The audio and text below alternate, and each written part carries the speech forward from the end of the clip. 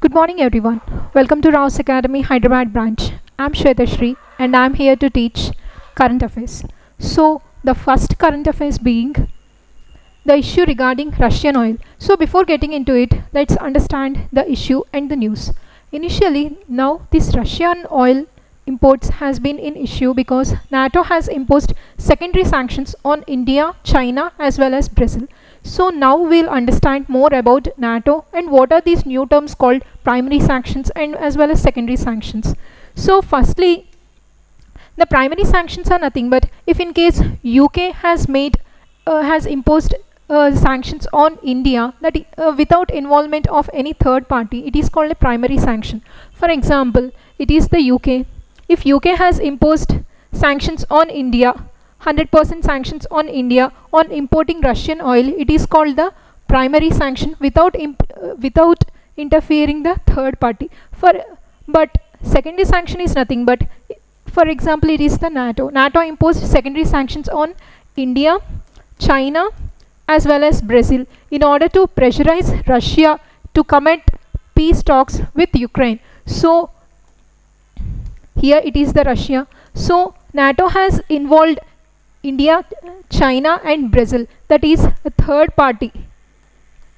So NATO has involved third party in order to pressurize Russia, in order to impose sanctions on Russia. So it is called the secondary sanction. That is, this secondary sanction is nothing but it is the indirect sanction, indirectly pressurizing Russia to come to peace talks with Ukraine. So this is all about primary sanctions and secondary sanctions. Now we'll learn more about NATO. So NATO is nothing but its full form is North Atlantic Treaty Organization. So from the term itself we'll understand the different countries. So from the term it is North Atlantic Treaty Organization. That is whatsoever the countries which are in contact with the Atlantic Ocean of North Atlantic Ocean, those countries are mainly a part of this North Atlantic Treaty Organization. This organization has been instituted in 1949 through Washington Treaty. The headquarters of this NATO organization being Brussels, Belgium. Whereas at present, as of now, this NATO organization is having 32 members, whereas it is very important to remember what are the recent countries who have joined the NATO organization. That is 31st being Finland and the 32nd being Sweden. But later 33rd has to become, it is about to become the Ukraine. But as the Ukraine is about to make to become a membership of NATO, then the war has broke between Russia as well as Ukraine. So in order to bring the peace talks, that NATO has been imposing secondary sanctions on India, China and as well as Brazil. So as we see this that both Russia as well as USA, both of them have been conflicted each other from ages ago. So now it is the Ukraine and the Russia war been happening, whereas the USA is supplying arms and supporting Ukraine. And it is also important to understand why USA is supporting Ukraine.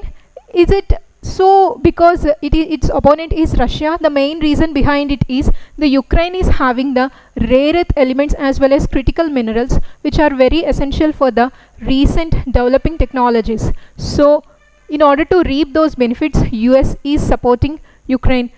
And in order to make its membership into NATO, it has get into conflict with Russia.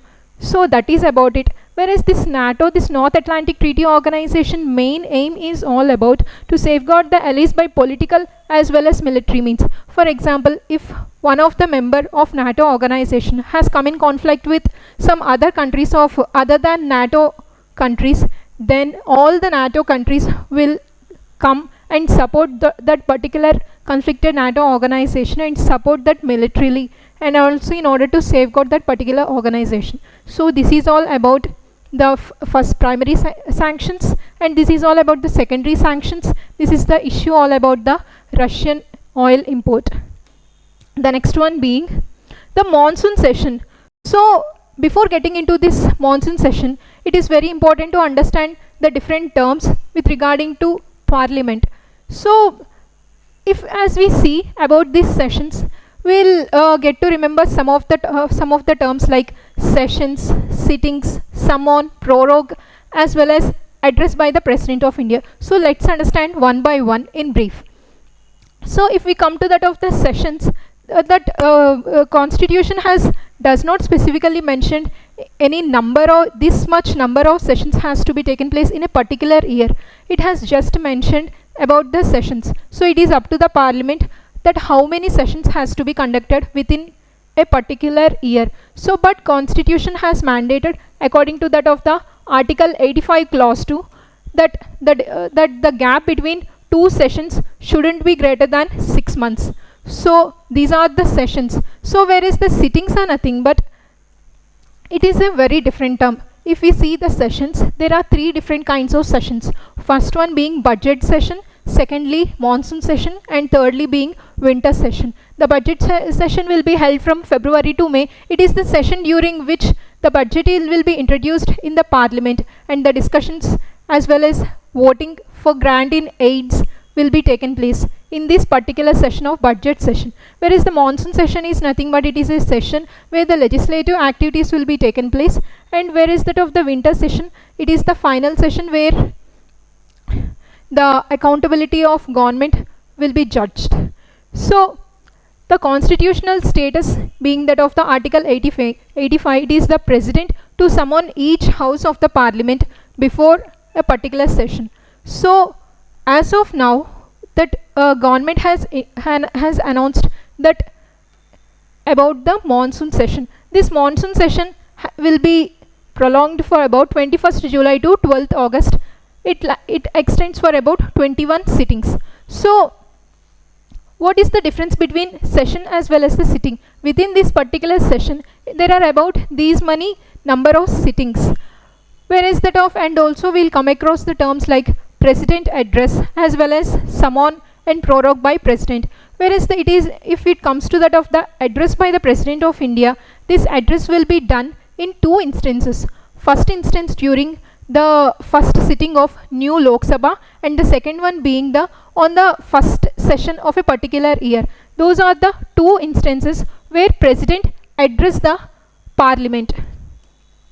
So whereas if we come to that of the summoning and proroguing, that president will summon each of these sessions as well as prorogue each of these sessions. At the starting, the president will summon the session. At the end of this session, the president will prorogue this session. So in that way, within the sessions, we'll see the sittings. So whereas in case of these sittings, during the start of the particular agenda of the discussion, there are two important parliamentary devices will come across. One being question hour and the other being zero hour. These are the two parliamentary devices which keeps the government accountable. Whereas this question hour and the zero hour, both of them are not in the Constitution of India, is not defined by the Constitution. Whereas this question hour has been introduced in the rules of procedure of a particular house, whereas that of the zero hour has been introduced through parliamentary conventions. This question hour is nothing but the legislators, that is nothing but MPs of a particular house, will ask different questions to government in order to keep the government accountable for their policies as well as actions. Whereas that of the zero hour is nothing but it is the hour during which the legislators, that is the MPs, will ask the matters of urgent matters which are very important to address. So in the sessions, these many sittings will be present. Within each sitting, there will be, at the beginning of each sitting, there will be a question hour followed by zero hour. After the zero hour, there will be agenda of the house. So that is the chronology of all these terms: session, sitting, and within each sitting there will be question hour, zero hour, question hour which is followed by zero hour is followed by agenda of the house. So whereas these are the different sessions that I have talked about: the budget session, monsoon session, and winter session. Other than these sessions, there are some of the sessions called the special sessions, which have been observed during 1962 as well as 1971. These special sessions are those sessions where the sessions will be taken place during the urgent, important as well as emergency situations. For example, in 1962 Indo-China War as well as in 1971 Indo-Pak War. During those times that the government has come up with the 2 special sessions, then followed by, as I told you about the question hour. In question hour, different kinds of questions will be asked by the MPs. So these different kinds of questions has been categorized into different parts. One being the starred questions, other being unstarred questions, short notice questions, as well as private members questions. So first one being the starred questions are nothing but those questions at that point of time the MPs will ask questions to the ministers of the government. At that time that minister has to give the answer orally. So whenever that government delegate give the answer orally, then the supplementary question to his answer will be asked by the MPs. So during the starred questions the answer will be given orally, and also supplementary questions also will be asked. In case of unstarred questions, these are the questions to which the answers will be given in written format. So as the answers will be given in the written format, there is no chance for supplementary questions. The next one being the short notice questions. These are the questions which are asked by the MPs for on the basis of urgent matters, which have to be addressed. The next one being private members, whereas the MPs will ask the questions to private member bills, that whoever the MP who have introduced the private member bill. So these kind of private member questions will be asked to that particular delegate. The next one being, as I told you about the 0 hour. The 0 hour has been introduced into parliament through a parliamentary convention, whereas the 0 hour as well as the question hour, both of them are not in the constitution. They have been introduced through different conventions. 0 hour has been through rules of procedure of a particular house, whereas that of question hour is through rules of procedure, whereas 0 hour is through parliamentary convention. So that is the chronology of sessions. Within sessions, sittings, question hour followed by 0 hour followed by agenda of the house. So that is how the things will happen. This is all about the monsoon session. The next one being Swachh Survekshan Awards 2024 to 25. So before getting into it, let's understand what is this term, what is the significance of this term Swachh Survekshan. This Swachh Survekshan is nothing but it is the world's largest urban cleanliness survey. It is the survey has been done by the Ministry of Housing and Urban Affairs. It is the nodal agency which is responsible for conducting this survey. So based on whichsoever the cities or whichever has done greater work will be awarded. So as you see from this picture, that the ministry, under the Ministry of Housing and Urban Affairs, a ceremony has been conducted in President's House, where the different awards has been given to different cities. So let's understand more about this Swachh Survekshan Awards. Whereas these Swachh Survekshan Awards, these awards are mainly given under the main scheme called the Swachh Bharat Mission. Under Swachh Bharat Mission, that we know there are 2 types, one being the rural and the other being the urban. Whereas under this Swachh Bharat Urban, these Swachh Survekshan Awards will be given. So whatever the awards were given under the Swachh Survekshan Awards were given under urban management, urban waste management. So under this there are different kinds of awards, different categories of awards will be given. Let's see one by one. Firstly being Super Swachh League Cities, followed by Swachh Shahar. This Swachh Shahar is the one for the very first time introduced by the government of year on this year. So let's understand more about this. First one being the Super Swachh League Cities. So these are those cities where the urban waste management is really good, and categorize those cities into different categories based on the population of those cities. So less than 20,000 to 50,000, that is very small cities, medium cities, large cities, and very large cities, that is the metropolitan cities. So as we see that more than 10 lakh, that is more than a million population, that means those are the metropolitan cities. So in those cities, the Swachh League cities, the first one being the first rank is achieved by Indore, whereas the next one being the Swachh Shahar. So other than the cities that we saw before under the Swachh League cities, these Swachh Shahar cities are the remaining cities. Among the remaining cities, this Ahmedabad won the first place in the urban waste management, and also in the category of more than 1 million population, that is a metropolitan city. So it is all about super Swachh League cities, and the next one being Swachh Shahar cities. But whereas that of special recognition has been given to UP government as well as that of Prayagraj Mela Adhikari as well as Prayagraj Municipal Corporation for providing effective urban waste management during Kumbh Mela. So as we saw before about the Swachh League cities, about the Swachh Shahar cities, about the special category cities. So as we see here, the special category cities have been given to those cities under different categories. In case of the Ganga towns, that is the towns which are located on the banks of the Ganga river, under the who did greater contribution in terms of the waste management under Namami Gange program, that is won by Prayagraj under Ganga towns. And the next one being cantonments, that is Secunderabad cantonment has did greater contribution under the cantonments category. The next one being Safai Suraksha champions, the first one being the Vishakhapatnam, followed by Gorakhpur and Jabalpur, for their greater contributions for the safety as well as the dignity of Safai, that is sanitation workers. The next one being Mahakumbh city initiatives. So as we see here, and also we see another award called One City One Award, and also from every particular state one city will be selected which did greater contributions in terms of urban waste management. The next one being on what grounds all these awards will be given to different cities, being under different 10 parameters as well as the 54 indicators.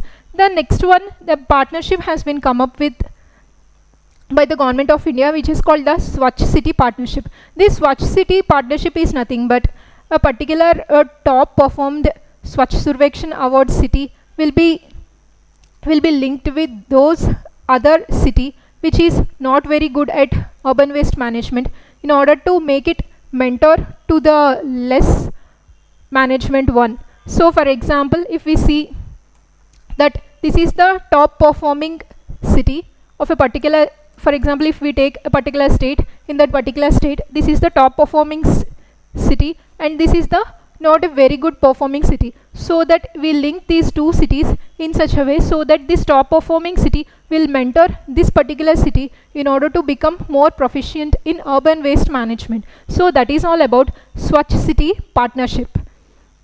Next one being accelerated dump site remediation program, in order to accelerate the remediation program of different dumping sites.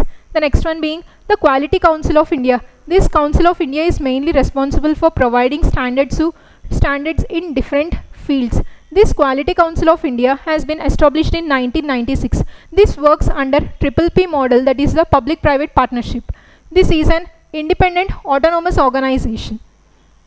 It came into existence by registering under Societies Registration Act of 1860. So it is important to remember, it is not a statutory body, it is an independent autonomous body.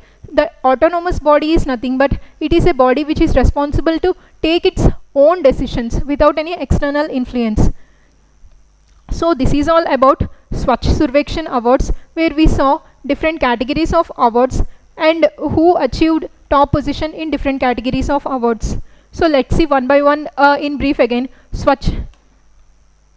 In case of the Super Swachh League cities, the first one being Indore, whereas the Swachh Shahar cities, first one achieved by Ahmedabad, whereas in case of Ganga towns, it is Prayagraj, whereas in case of cantonment boards, it is Secunderabad. In case of Safai Karmachari Suraksha Champions category, it is won by another city. That is a Vishakhapatnam. So these are the different parameters, and these are the particular initiatives that government have come up with an idea in order to partnership the more effective and more urban waste management city with the less urban waste management city. So the next one being ADT scheme. So let's understand more about this scheme. So this scheme is mainly talks about the in order to improve the energy efficiency in different industries of MSMEs. So before getting into it, let's understand more about this term called energy efficiency. If we come across the term efficiency, efficiency mainly talks about output by input. So it says that in order to improve the efficiency, efficiency is nothing but if we give small input through which we'll get greater output. So in terms of the energy efficiency is nothing but if we give small amount of energy in order to reap greater amounts of output. So that's what it talks about, the energy efficiency. So this scheme is mainly emphasizes on improving the energy efficiency in order to deploy different energy efficient technologies in MSME sectors. So the nodal ministry being the Ministry of Power, which is Shri Manohar Lal, and it is implemented by Bureau of Energy Efficiency. As I told you before, it mainly emphasizes on industrial energy efficiency in MSME sector. It is the main aim in order to deploy different energy efficiency technologies into MSME sector. So it is not only about deploying these technologies into MSME sector. This scheme mainly emphasizes on providing financial assistance and also providing the technology to MSME sectors. So in case of the financial incentives, financial assistance, the financial layout of this scheme is 1,000 crores. So according to this, according to the financial assistance, the MSMEs will be given with interest subvention. This interest subvention is nothing but interest subsidy. In case of micro and small industries, the interest subvention will be 5%, whereas in case of the medium industries, the interest subvention will be 3%. So let's understand more about this interest subvention. For example, a particular loan have been taken by this micro and small industry. So for that particular loan, let it be 7% is the interest that the borrower has to pay. Among the 7%, the 5% will be paid by Government of India. That is, the interest subsidy will be given by the Government of India. If the borrower is the medium enterprise, then the interest subvention, that is the interest subsidy, will be 3%. So this scheme is mainly helps to provide the financial assistance as well as providing the technical handholding as well as support to different MSME sectors. Here technical support is nothing but providing the detailed project reports, how the project will works, and different layouts and different projects to MSME sectors, and providing the technical support and monitoring and verification of these technologies and make them understand how these different technologies will work at the end of the day. What are the target industries under this scheme being? There are 14 different target industries, some of them being brass industry, bricks, and the other being the ceramics. So this scheme is mainly emphasized on improving the energy efficiency and reduce the carbon footprint and improve the climate. So this is all about the scheme. The next one being the Gujarat Genome Sequencing Project. So before getting into it, let's understand the term genome sequencing. This genome sequencing is nothing but it determines the complete DNA sequencing of a particular organism. But here in this particular context, it talks about Gujarat's Genome Sequencing Project. This project is mainly emphasizing on collecting genome sequencing in tribal communities. So why this Gujarat is mainly emphasizing on tribal communities being is in order to identify the burden of different genetic disorders being thalassemia as well as sickle cell disease. So in order to identify them and also in order to cure those disorders in the tribal communities, and how the sequence will be done in this project. 2000 The samples from 2000 individuals across 17 districts of Gujarat state were taken, and based on that reference genome sequencing will be made under this project. So this is a genome sequencing project on tribal population, whereas the Gujarat Biotechnology Research Center is the nodal agency which is mainly responsible for this project, and also tribal development as well as tribal development department of Gujarat also supporting for this project. Department of Science and Technology also supporting for this project. And the another project, this is the state level project which mainly emphasizing on sequencing of DNA of tribal population, whereas there is another project which is an all India wide project which is called the Genome India project, which is undertook by the Department of Biotechnology. This Genome India project is nothing but it mainly emphasizes on taking about 10,000 samples across all over India, and it is mainly emphasizes on determining the entire DNA genome sequencing. So in order to on the basis of taking sample of 10,000 people across the India, it made to prepare the Indian reference genome sequencing. So in order to sequence a particular Indian person DNA, we will take this Indian reference genome sequencing as a reference in order to determine the DNA of a particular person. So that's what it is. It is at the entire country level, it is at the state level. Whereas the next one being the Akash Prime. This Akash Prime is nothing but it is a missile system that we saw different missiles have been used during the Pahalgam counter attack. Whereas this Akash Prime is nothing but it is a surface to air. For example, if we see, this is the tanker. From this tanker that we will launch this missile, that is from surface to air. The target of these missiles being the helicopters, aircrafts as well as that of unarmed aerial vehicles, which are nothing but drones. So those are the targets. This missile is an indigenous missile and it is of surface to air type missile. Whereas let's understand more of its features. It is of medium range. If we release the missile from here, it will reach up to 18 kilometer altitude. So whereas the targets being helicopters, aircrafts as well as unarmed aerial vehicles. So let's understand the next one being the resistant front. So this resistant front organization being in news because United States of India has designated this TRF organization as a foreign terrorist organization. So before entering into it, let's understand more about this TRF organization. What is this TRF organization is all about? This TRF organization is the offshoot of Lashkar-e-Taiba, which is also a top terror organization. Whereas this TRF is the offshoot of that particular Lashkar-e-Taiba. It is the offshoot of Lashkar-e-Taiba, whereas this organization, this terrorist group is mainly responsible for attack in Pahalgam area where 26 people were killed.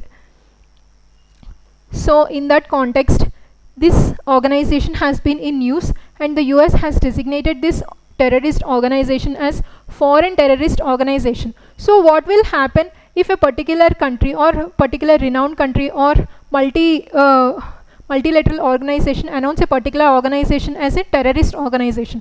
If a particular organization has been designated as a terrorist organization, then whoever the people, whatever the institutions support those particular organizations will get punished and their funding will be reduced. Finally, the aim is in order to eradicate these kind of terrorist organizations. That is the main aim basis on which these different organizations and different persons will be designated as terrorist organizations as well as terrorists. So these are this organization is mainly responsible for making Pahalgam attack on 22nd April 2025. And the another committee being in news being 1269 committee sanctions. Let's understand more about this 1269 committee. Under United Nations Security Council, this 1269 committee has been established in the very past. This committee is mainly responsible for global listing of different terrorist organizations, whereas the India has sent its delegations in order to make this TRF organization under that particular global listing. So this 1269 committee is nothing but it is a committee under United Nations Security Council which is responsible for global listing of different terrorist organizations. So that is all about the Resistance Front terrorist organization. The next one being M23 rebels. So before getting into these kind of terms, these kinds of organization, it is very important to remember what are these organizations and where these organizations are actually belong to. For example, if as we see this TRF organization, it is a terrorist organization which made attack on Pahalgam, which is an offshoot of LET. So we know more about this TRF. In the same way, there is another organization called the M23 rebels. The location where these M23 rebels were actually located being the Dominion Republic of Congo. In case of the Democratic Republic of Congo, on the eastern side of Democratic Republic of Congo, in between the Democratic Republic of Congo as well as Rwanda, between these two countries, these M23 rebels were actually located. So let's understand more about its background. The term M23 refers to March 23 movement. So as we all know, in different countries and also in every country, on the basis of culture, there are different ethnic groups. So in the same way, in Democratic Republic of Congo also, there are two prominent ethnic groups, one being the Tutsi group and the other being the Hutu group. Whereas these two groups are mainly against each other, who fight over the resource control in that particular area between the Democratic Republic of Congo as well as that of Rwanda. But in 2009, there is a government has been selected. That government is backed by this Hutu ethnic group. That particular government has made a claim that they are going to fulfill the aspirations and they are going to fulfill the interests of Tutsi group, but they did not do. So in regarding to that Tutsi group has come up with an organization called the M23 rebels. So it is very important to understand these different kinds of rebel groups and the country to which they belong to. This M23 and FDLR, these two organizations belongs to Democratic Republic of Congo. So let's more understand about why these two groups conflict about each other. These two groups conflict over the resource control of that particular region where the resources being coltan, that is columbite and tantalite, the next one being the gold and the other being the tin. And as we see, for example, this is the Democratic Republic of Congo, this is the Rwanda, this is the Democratic Republic of Congo. At this particular region, at the conjunction of the DRC as well as Rwanda, that we see the conflict between these two ethnic groups. So here we will observe a lake called the Lake Kivu. There is a land, this is the DRC, this is the Rwanda. Here we will see a Lake Kivu, and the land above Lake Kivu is called Goma, whereas the land which is below Lake Kivu is called Bukavu. Initially these M23 rebels, which are backed by Rwanda country, have occupied Goma followed by Bukavu. These are the reasons where this resource control has been observed. But in exam point of view, it is very important to remember the different routes, what this M23 is all about, and FDLR organizations belong to which country, that is the Democratic Republic of Congo. As this country been in use, it is very important to understand what are the different countries which are surrounded by DRC. This DRC is a landlocked country. It has no conjunction and has no accessibility to ocean. So this is the Democratic Republic of Congo, which is surrounded by Central African Republic, South Sudan, Uganda, Rwanda, Burundi, Zambia, Angola, as well as Congo. So these are the countries which are surrounded by DRC, and it is a landlocked country. And these are the two organizations belongs to DRC, that is M23 as well as FDLR, which is the Democratic Forces for the Liberation of Rwanda. The next one being the Senegal. Why this Senegal country been in news? Because that French has withdrawn all its military bases from Senegal. And just like how the British ruled different countries and became a colonial power in different countries, French also acted as a colonial power in the West Asia as well as Africa. But after giving independence to different countries, it has withdrawn from different countries. Its military bases have been withdrawn from different countries. But French, though giving independence to Senegal in 1960, it has withdrawn its military base recently, that is 2 days back.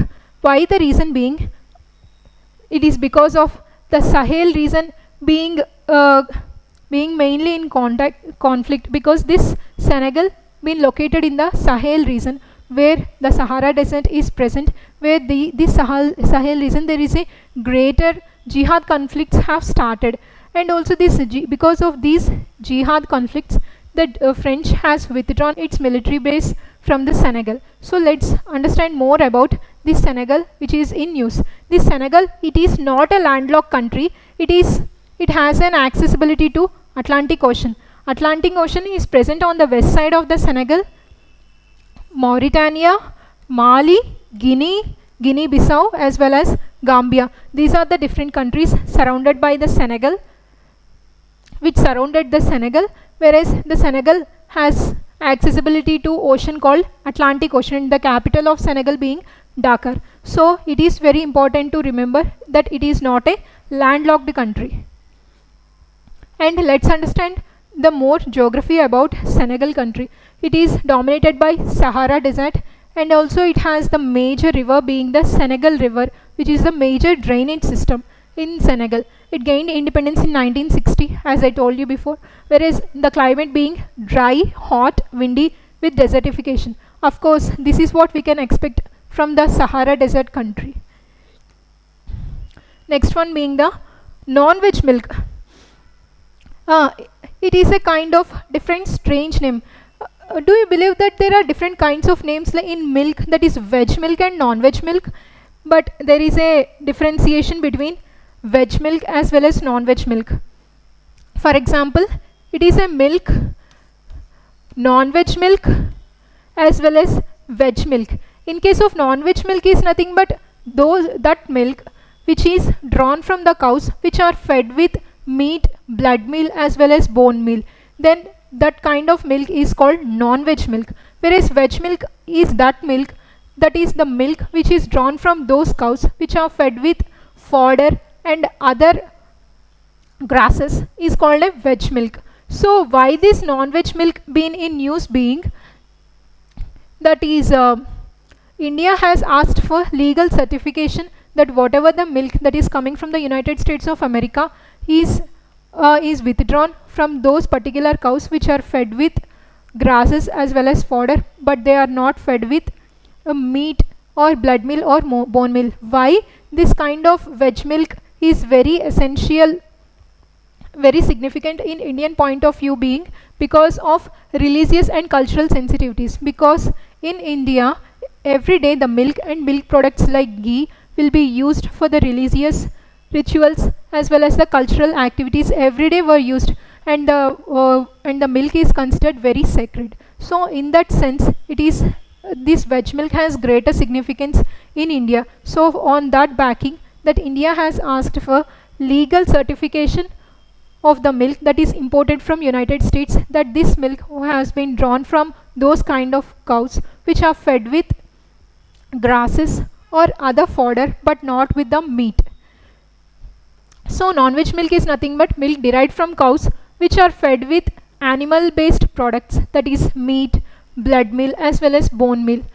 It requires the legal certification, and after that US has criticized India that India is making unnecessary trade barriers at the World Trade Organization stage.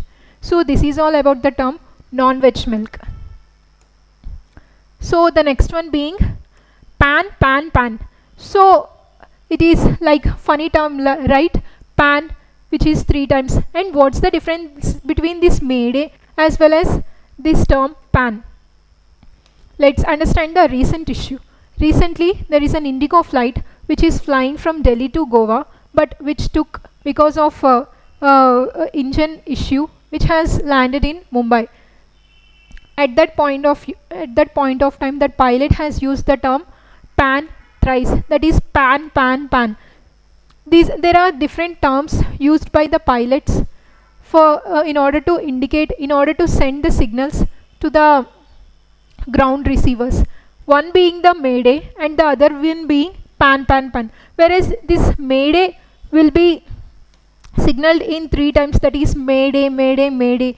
This mayday term will be used in case of life threatening situations, like if in case of engine failure, if the plane is about to crash the mountains, it is about to crash, in that kind of life threatening situations, the pilot will give signal to ground station in the form of mayday thrice. And also mayday also, why the pilot is telling that word thrice, it is because in order to give complete clarification that it is under threat. Whereas this another term pan will be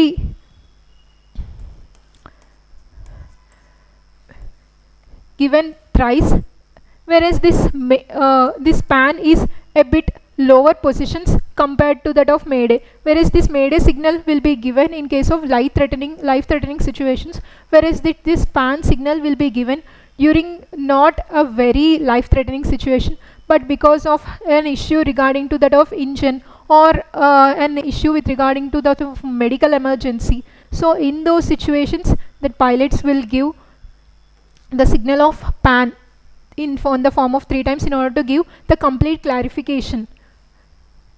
So this term pan is derived from the French word called panne, which talks about breakdown or mechanical failure. These terms, these all are the international standard radio emergency signals. So this is all about mayday, and this is about pan, which will be announced, declared for about three times in order to give clarification to ground stations. The next one being 2000-year-old Buddhist sites have been found in Haryana.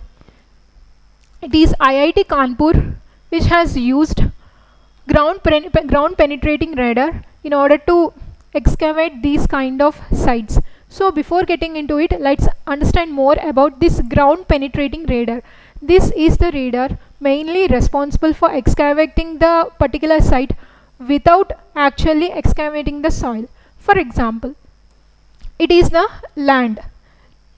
For example, if we think there is a particular Buddhist stupa has been present at this particular location. For example, if we draw the radar, so the radar, without excavating the soil, based on that of the signals, it will indicate that there is a particular site, that is particular stupas are present exactly under that particular region. So based on it, then the excavations will be done after the ground penetrating radar gives signals. So in that way, this technology is very helpful to find the different historical monuments. So in Haryana, what were found?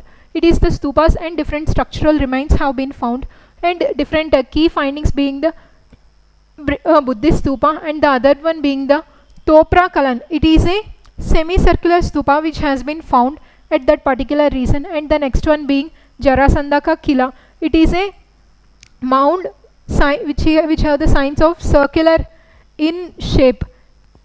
So this site mainly signifies that it belonged to 2000 years back, that is during the Mahabharat period, as the historians signify Buddhist era at the time of Mahabharat period. Whereas that of the different vital clues that we got from this site being the different ancient trade routes, as well as the religious network, as well as the different cultural exchanges during which during this era, different vital clues have been found through these excavations. So this is all the different findings have been found in Haryana. The next one being the CARA. CARA, the full form of CARA is nothing but it is the Central Adoption Resource Authority. So usually that we'll see the different parents, due to lack of children, they'll adopt the kids. So we wonder that how what's the registration process and what's the process to adopt a particular orphan. So this authority is mainly responsible for giving directives to parents and different institutions all over India for adopting an orphan within the country, as well as in inter-country adoptions will be taken under this particular authority. So why this authority been in news? Because this authority has released new directives to different institutions for the adoption process. So the new directions being that of in terms of counseling.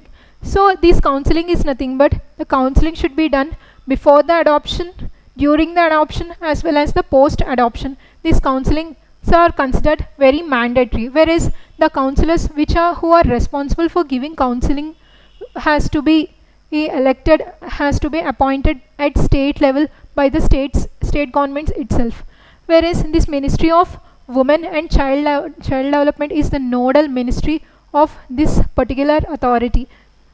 This CARA has been established in the form of an autonomous body during 1990, but in 2015 this organization has shifted its status from autonomous status to statutory status by registering under Juvenile Justice Act of 2015. As I told you before, the different new directives have been given by this particular CARA authority. They are being the mandatory counseling, as I told you that the counseling has to be given pre-adoption, during adoption, as well as post-adoption. Whereas the qualified counselors, these counselor has to be appointed by the state government at a state level as well as at the district level. Then followed by stakeholders support. Stakeholders also has to support in accordance with the directives given by CARA. The stakeholders include biological parents, adopted parents, as well as different orphan institutions. So this is all about this CARA, the nodal ministry being Ministry of Women and Child Development. As of now, this CARA is a statutory status, that is, which is established under a particular act, that is called Juvenile Justice Act 2015. So let's solve some of the PYQs. Consider the following statements. The first hour of every parliamentary sitting is slotted for the question hour in Rajya Sabha. The next one being a starred question is one which requires a written answer. As I told you before, for starred questions the answer must be given orally. So here, as it says that starred question where the answer is written, so the statement becomes wrong. As we see the next statement, the first hour of every parliamentary sitting is slotted for the question hour in Rajya Sabha. As we see that it is true up to certain extent. Up to 2014, the first hour in Rajya Sabha used to be the question hour. But from 2014 also, this question hour has been shifted from 11 to 12 o'clock. So this statement also becomes wrong. It is not the first hour of every parliamentary sitting. It is not the first hour. It will be at the last hour, that is from 11 to 12. So it will become wrong. And the starred questions, it has to be the oral one. So the answer will be neither one and nor two. The next one being, consider the following statements. Consider the following statements about the 0 hour. This 0 hour, it is an informal device available to raise matters without any prior notice.